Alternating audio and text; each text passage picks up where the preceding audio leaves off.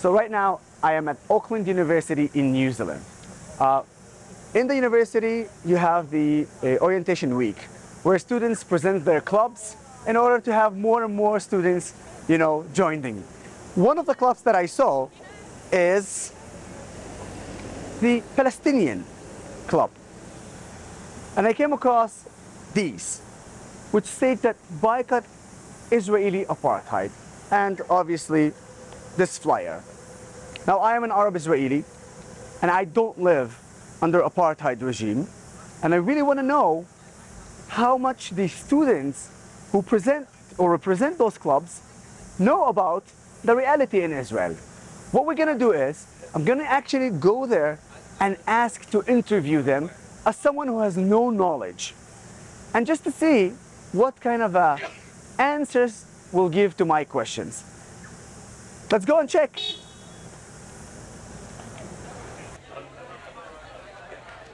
So can I like get a little bit knowledge about it? Can I like get a bit more things about it? I'm not the best to ask because I'm not super knowledgeable.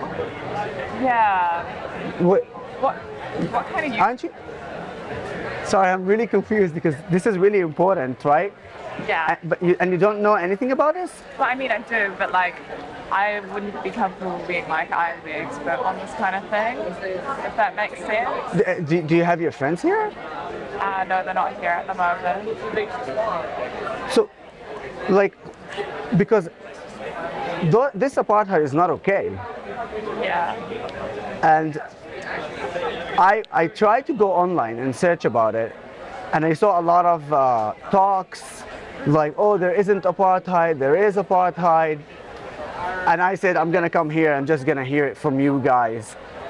But yeah. Can I be honest? I'm really a bit disappointed because I thought if you represent the Palestinian club, you would like know about it. Yeah, no, I mean. So wait, is there apartheid in there? If you're asking for a personal opinion, yes. Yeah. What do you mean personal opinion? As in, like, just my opinion, yes, yeah. I'm a bit confused, sorry, because like the personal opinion does not matter. The fact doesn't matter, right? Like if there is an apartheid or no. Yeah. And if Palestinians live under apartheid, the world should know that. Yeah. And so I guess I'm just asking, is it a fact or is it a personal opinion? Well, I mean, it's a fact. Yeah, How? I also believe, so it's a fact and it's also my personal opinion. I'm saying I affirm. Oh, so who, like, what's the apartheid? It's like, what do you do in that? Like, what? The definition of a Yeah. I mean, again, like I don't have the definition with me, but from my understanding, you have to meet certain requirements for it to become apartheid. And, places like the UN, human rights organizations like Amnesty International have all come to the conclusion that yes, what's happening in Israel, Palestine is apartheid.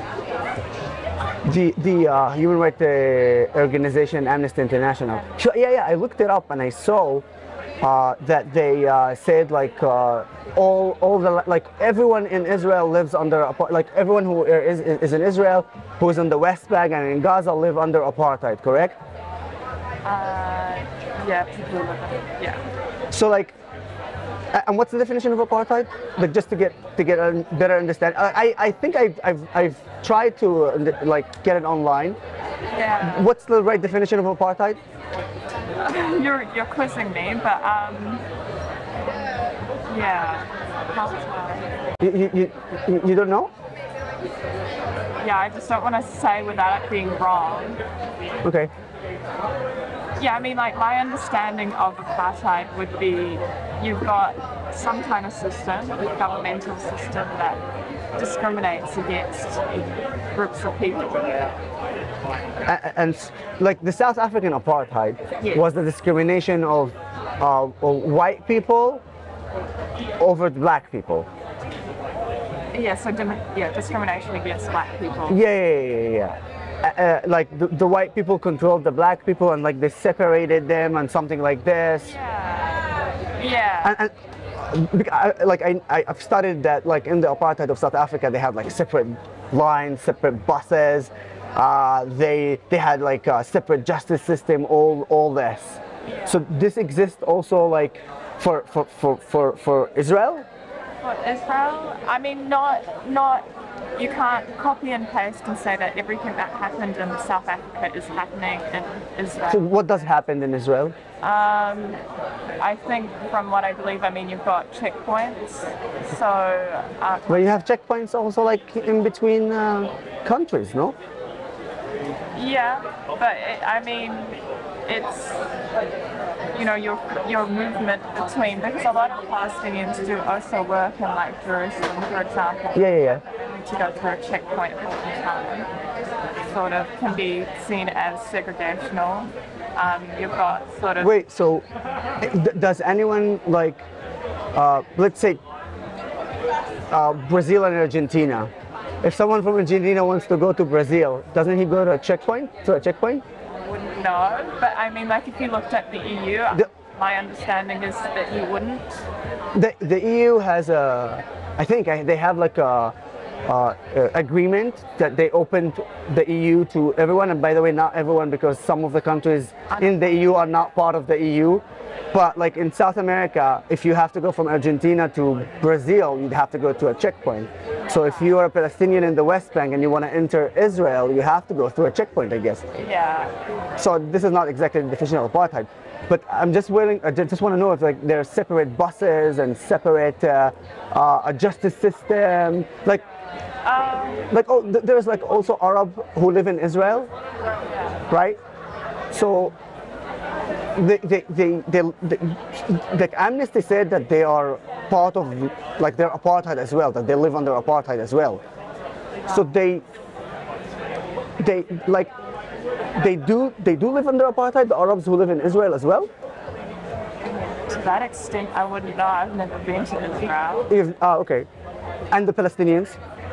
Oh, I've never been to Palestine either. No, yeah. So you have to help me here. So do they live under apartheid or they don't live under apartheid? They live under apartheid. And how does it like implemented? How does it on the ground?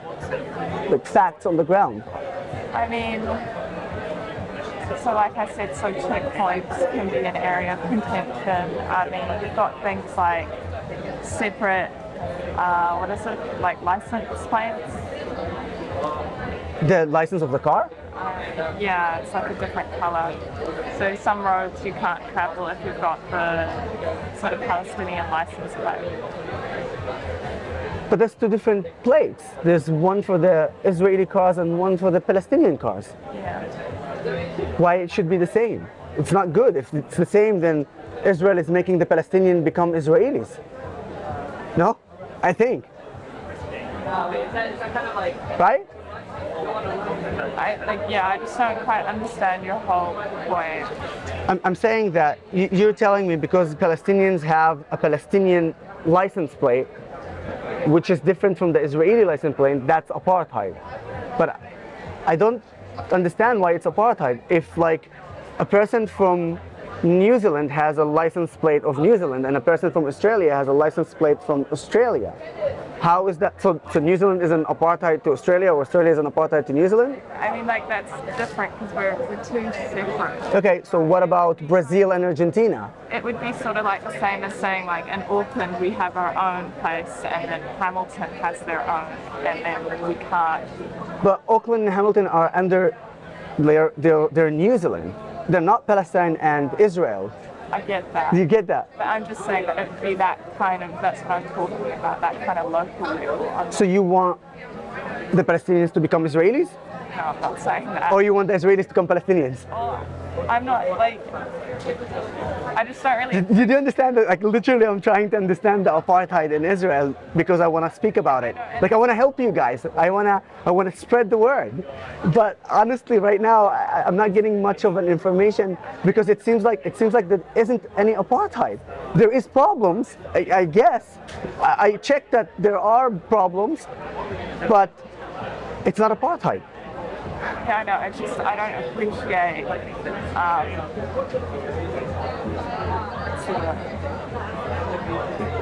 this kind of line of argument, because I've already said that I'm not particularly comfortable in sort of saying like, what I think and, what the definition of this and that this is. Okay.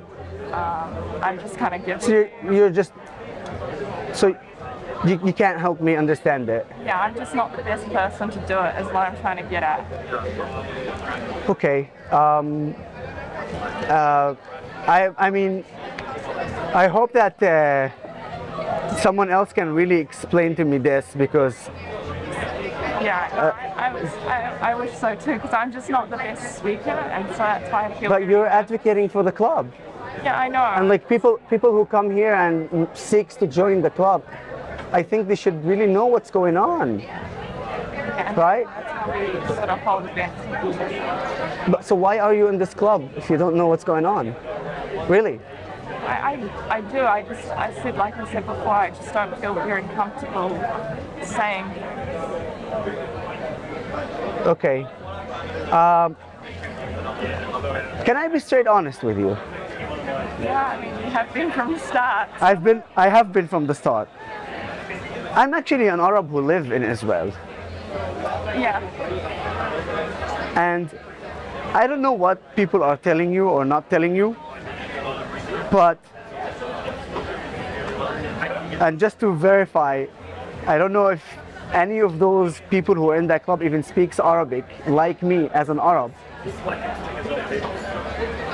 There are problems. I will never say that there isn't a problem. Yeah. But I have to be honest with you. This is a brainwash. Wallahi, it's a brainwash. This does not really exist, all this apartheid. I'm an Arab who live in Israel. And I'm an Arab who actually have, not Palestinian, I am an Arab from the Arab of 48, from the Arab Israelis today. And we are 2 million Arabs, Christians, Muslims, and Druze. Live in Nazareth, Haifa, in Akka, in Shfa'amr. We live in Arab Israeli towns, villages, and cities. And I want to tell you that you're right, there are problems, but you're wrong. There isn't apartheid. And when Amnesty International, you brought Amnesty International as an example. When Amnesty International categorized me as living under apartheid regime, the Arabs who live in Israel as well, because that's what they said, by the way. I studied the whole report. I was shocked because I can vote, I can get elected. I become the president of Israel if I want right now to nominate myself. Whether I win or not, that's different. I don't have a different bus system. I don't have different judge system. In fact, an Arab judge in Israel, Supreme Court judge, sent to prison a Jewish prime minister and Jewish president. I don't want you to believe me. I want you to check the name, Salim Jubran. Please remember it.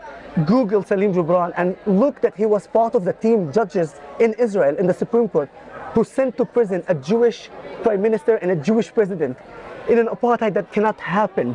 I have freedom of movement. I came to New Zealand with my Israeli passport as an Arab. No one can stop me. It doesn't mean that there isn't a problem. It doesn't mean, trust me, I tell you there is. And by the way, it doesn't mean that racism does not exist or discrimination. But you want to tell me that also in New Zealand, racism and discrimination does not exist?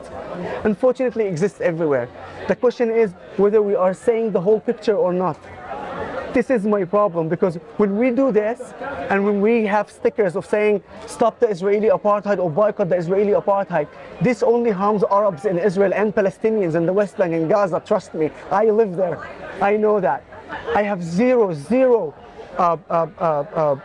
criticism towards you. You haven't been in Israel, you haven't been in the West Bank and in Gaza, and you haven't seen the Gaza people in Palestine living under a terrorist regime. You haven't seen Palestinians living under the Palestinian Authority where they can't speak anything. Nizar Banat is one of them. Nizar Banat is a journalist who spoke against the Palestinian Authority and they killed him. Google that name. So there are many things that people are not even aware of it. I wish I can help you just to see clearly. And again, keep in mind, I'm not saying Israel is perfect. I'm far away from saying that. Yeah, I'm not disagreeing. But so it's not an apartheid, but that's the thing. Do you understand how it's much problematic, how problematic it is when someone like you, who is a very nice person. Look at this interaction. We haven't cursed each other despite the differences between us. We haven't disrespected each other. We're speaking in a very respectful way, which I, by the way, appreciate that, really appreciate that. But I just want to tell you that the responsibility here is on the life of Arabs and Jews in Israel and the life of Palestinians in the West Bank and in Gaza. And when people are just brainwashing people and saying, oh, there's an apartheid, or Israel is doing that, or the Palestinian is doing that, without actual facts, it really harms everyone. It harms everyone, and it certainly does not help in any way the conflict between Israelis and Palestinians. It actually causes more harm and more damage. That's why I feel it from the bottom of my heart when I tell you, I wish that I can speak to people just to acknowledge them. I have no problem. As an Arab, not only I don't have a problem, I really want to solve this conflict. But how can we solve them when people are lying and twisting the facts? How can we solve the problem with someone like Amnesty International, who you actually brought as a reference, categorized me as someone who lived under apartheid? And I actually was a manager in a company, over 2,000 employees, 85% of them were Jews. So I, as an Arab, was a manager of over 85% of Arabs, of Jews. So I really wish that you can just see the bigger picture here. Again, the best example you said, I wasn't in Israel and I wasn't in the West Bank. And just to give you a point about the checkpoints, so you see, okay, the checkpoints are in these areas. There are actually 7 checkpoints. Palestinians can come to work in Israel because in Palestine, in the West Bank, they get almost about $20–30 as an income salary daily. But if they go to Israel to work, they will get about $100 to $200 daily income. That's why Israel gives them permits to go inside and work to earn more money. And do you know what's the craziest thing? The Palestinians wanted to actually make the Palestinian who work in Israel to come back and put the money in the Palestinian banks. The Palestinians refused and said, we're only going to get it in cash because they don't trust the banks in Palestine and they don't trust the Palestinian Authority. Do you understand the craziness of that? I can understand, like, you know, people not liking, what is it? Yeah, like we also criticize them as well. What about Hamas? Yeah, no, Hamas as well. I mean, it's rough. It's like, look, Hamas controls the Gaza. Israel does not control Gaza. Yeah, I'm aware. So Israel does not have even 1 inch. But then Israel controls the sea and the border. Yeah. Okay? And you're right. Like, how is it possible, like, to move freely if you control the sea and the border? But on the other hand, what's the alternative for the Israelis? Because Hamas is backed up by Iran, who wants to demolish Israel and supply them with weapons that the terrorist organization launches towards Arabs and Jews who live in Israel. And they killed already Arabs and Jews in Israel. So we are in a circle of blood. And by the way, it's not also fully true, because Hamas has a border with Egypt, and Egypt closed that border as well.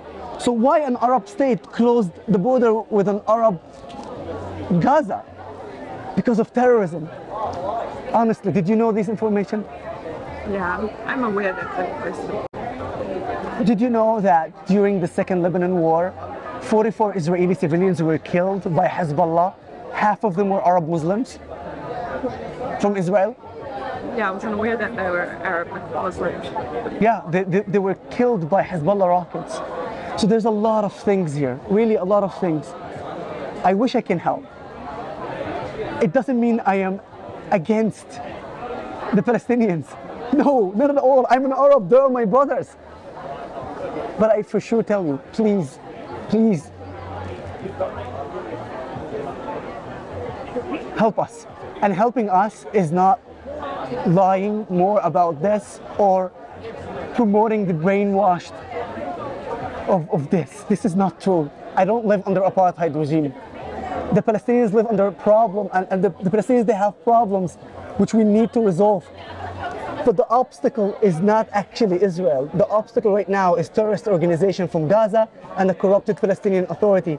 In fact, if you would go to Palestine and speak to the regular people, they would tell you probably the same thing. I hope I managed to pass something. And also, maybe I did not change your mind, but maybe made you ask more tough questions to the people who made you join this club. Please help us. Help to solve the problem, not to maintain it. I mean, I appreciate the Thank you. Thank you very much. Really, really thank you. What's your name, sorry? Yusuf. Yusuf. That's my name. Yusuf Haddad. Nice to meet you, Mika. Again, thanks for allowing me to speak to you. I hope that I wasn't offending you in any way. No, it's just, I'm not very good with that. Okay, no worries. Thank you very much. All good for you. And if you need anything, you just can look me up as Yusuf Haddad. And thank you. Thank you very much.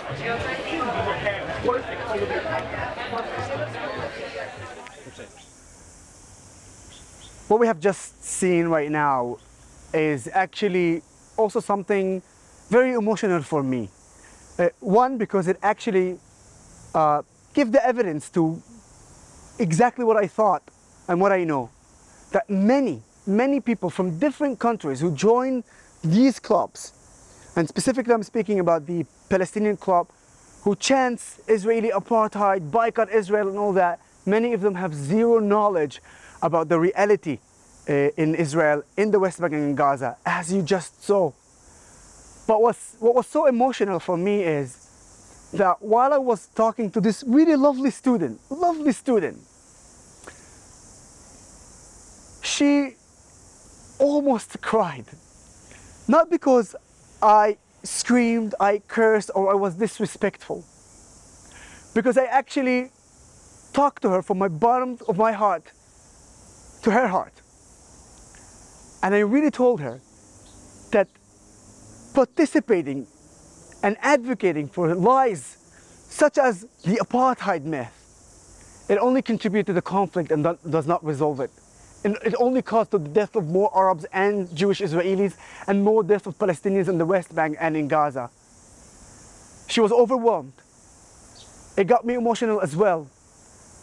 Because, and as you see right now, I am emotional. Because for me, to actually manage to have a talk with someone who had zero knowledge and tell her, I'm an Arab who live in Israel and I don't live under apartheid, it was a very big shock for her. But then I give her facts, I give her names, evidence. I hope that I managed to affect or do some effect on her. But even so, even if I didn't, I at least hope I made her ask or going to ask tough questions the people who recruited her and put her in that booth and brainwashed her. So in any case, I think this video should be an educational video to everyone who joined these clubs without the proper knowledge.